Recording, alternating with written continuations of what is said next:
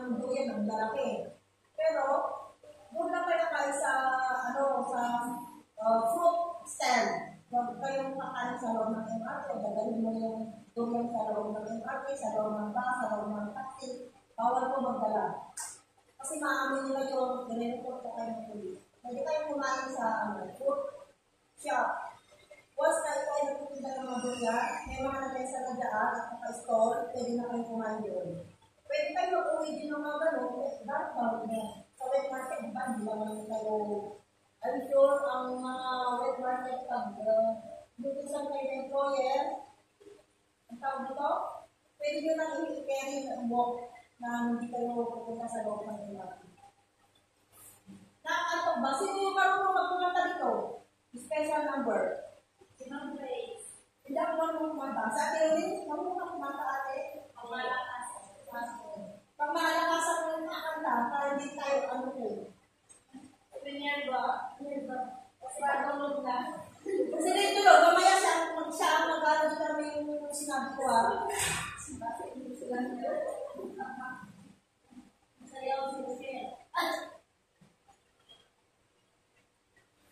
Tapos, eto ate, pag yung mga government premises ng Singapore, pag may nakasulat na camera o video na nakalagay na circle na cross out, ibig sabihin, bawal mag-picture. Kasi once na naman kayo, accident yung sa mga kaibigan nyo, ay ganito pala yung loob ng ganito. Ganito pala yung loob ng ganyan, bawal.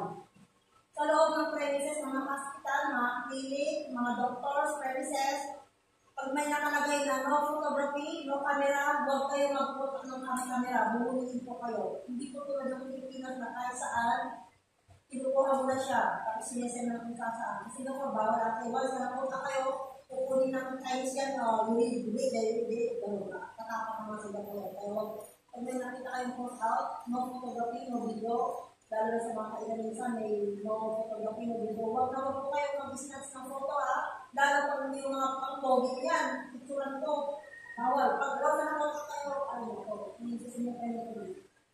Ito pa, sino yung manilig sa mga kung saan-saan? Kaya ihintay sa likod, di ba? Sa Singapore, baka naman ihingi ka na kasi Singapore sa Pilipinas, pwede ako iisa sa, kumubusin sa likod. Baka ihingi ka na, ihingi ka sa elevator, ihingi ka doon sa makalaki, doon ka sa mga flowers ng mga Singapore, yan. Kailangan dito. Hindi bawal ko ako pag nakot kayo, tanggalin yung pay nyo. Vandalism, ate, yan, number 1. Ano yung ibig sabihin ng vandalism? Bawal yung pag ingin ka sa kapitbahay mo at matapang yung headrest sa kapitbahay mo, binandal-badal ako, at tinamang mo. Ate, bawal mo yun ha. Pag yung isang kapitbahay mo ay maingay, huwag ka may iingay yan. Bawal. Ate, bawal.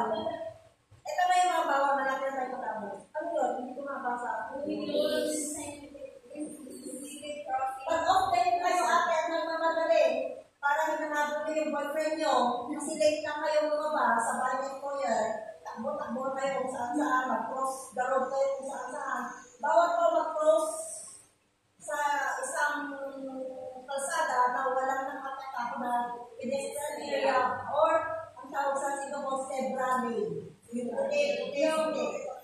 Bawal ha na tatawid ka sa walang ganon. Dapat doon ka na tumawid sa zebra lane.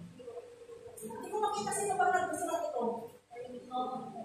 Do queue in orderly lane, train ng bus. Doon ito, paganda.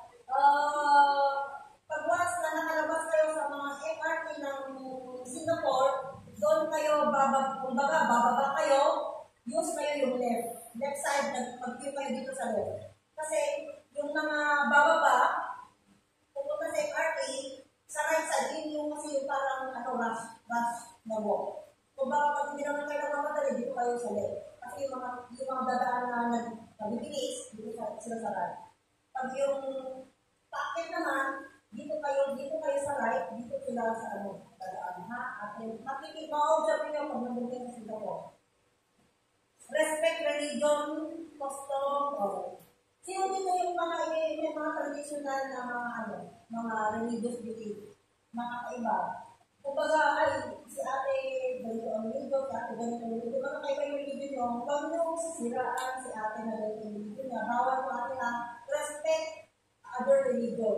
Siyempre, kung yung religion mo, i-respect kayo. Yung religion niya iba, i-respect nyo. Kaya kapag pumunta kayo sa isang church, i-respect nyo yung religion niya, kung ganito sila magdamit, gano'n din kayo magdamit. Kung sinama kayo na employer nyo, kasi si employer ay Buddhist, o Taoism, i-respect nyo kung ano yung religion ni employer. Kung hindi po kayo ganon, sabihin nyo na lang kay employer, sir, I cannot go inside. Pero, sila naman Buddhist, Taoism, nire-respect ko nila na tayo ay mga Christian. Kaya habang doon lang kayo sa labas, hintay nyo sila. In case lang na isama kayo. Kaya ma-respect mo, ay, yung employer ko, yung church lang nila, nakita ko, ang nakikilipante, ang itim. Wow, yung matay ng bantas na gano'n. Ay, nakita ko yung isang kaibigan ko, ano pala siya, Indian. Ang kayang sinasamba, ang laking baka, ang itim. Wow, huwag ko kayo magtanong. Tapos may isa kasi may ahas. Ano pa yung religion yung ahas na sinasamba, gano'n, bawal ko ha. Kaya huwag ko kayo mag-criticize yung mga others religion belief nila ha. Tapos yan, pagpunta kayo sa mga suggest kayo sa ibang bahay at sinama kayo ng employer nyo, number 1, ang mga susunod sa kanyang pag-ibig nalagay sa loob. Kasi ang mga tenants, alam nila yung mga sleeper na ginagala sa loob ng bahay. Depende na lang kung yung pinutang ng bahay ay pwede nilang sabihin na okay, you can put in your food or gano'n ha. Pero madalang yung gano'n. More lahat ay iniiwan ng sila sa labas. Sila nagpapapag ng susunod. Ay, automatic ate, once na nagbisita kayo sa mga friends ni employer, common sense, huwag mo ipapag ng susunod ate. For respect sa mga bibisitahin ng mga tao. Saan na tayo? Ito. Pag napupunta kayo sa kainan, once na may nakita kayong table na may tissue, may phone, tapos na walang mga nakikita tao, huwag niya kuhanin, bundok sa bawal. Ibig sabihin ng gano'n na may tissue dyan, kung sa table o area na yun, may tao na. Kahanap mo kayo ng bank space. Ay, may nakita kang dalawang phone doon sa table, kukunin mo kasi walang nakikita. Wag. Yung say, yung tao, bumili lang ng food. Huwag niyo kukunin ha, hindi ka tulad dito na once na may table dyan. Ate, inaantok ka na, gusto mo kumanta? Hindi pa ako inaantok, kaya kung hindi ako inaantok, huwag kang antokin. Kaya nakita kang tissue o kaya phone, pinuha mo. Pilipinas ito, pwede. Kasi nga kung wag. Kasi may nakita kang table na empty, walang nakaupa, may tissue o kaya phone, umukulong. Kasi kung today, may tao na. Ang tao na yung bumili ng food, babalik. At yan. Tapos, ang mga kainan doon na open area, once na tapos na silang kumain, sila mismo may mga tray dyan, kayo ang magbabalik ng food doon. Halal o non-halal. Kung baka kinain nyo ay tapos na, halal, makikita mo doon sa balikan ng tray, halal food, trays, babalik na yung kinain mo doon. May mga auntie doon na nag-dispose, na-separate ang mga plate, spoon, kung ano-anong baso dyan. Kaya kayo, pag sinabi nilang return tray, i-return nyo. Huwag nyo tularan yung Pilipinas na ang pinainan, dinalahura, after kumain, nandiyan na. Sila malinis talaga. Once matapos kayo kumain, bilisin nyo na mesa, ibalik nyo doon yung trays nyo, doon sa mga racks.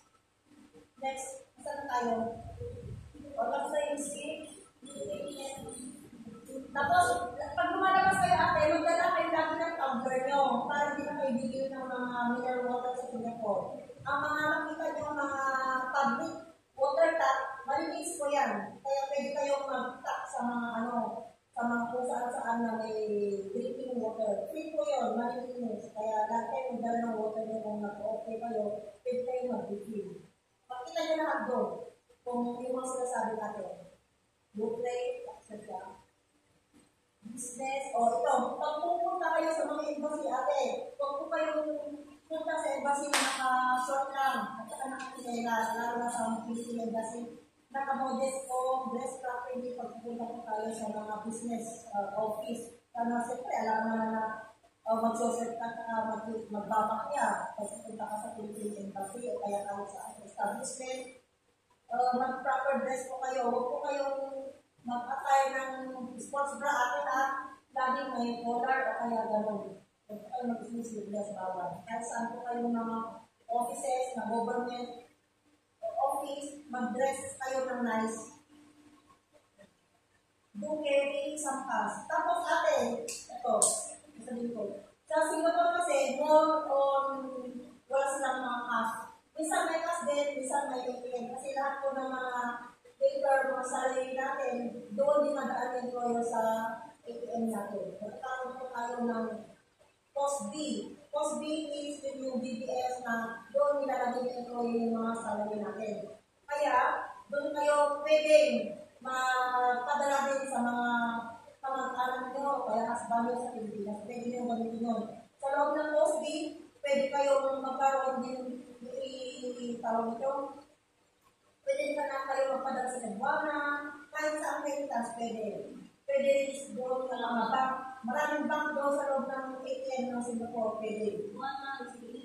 Lahat.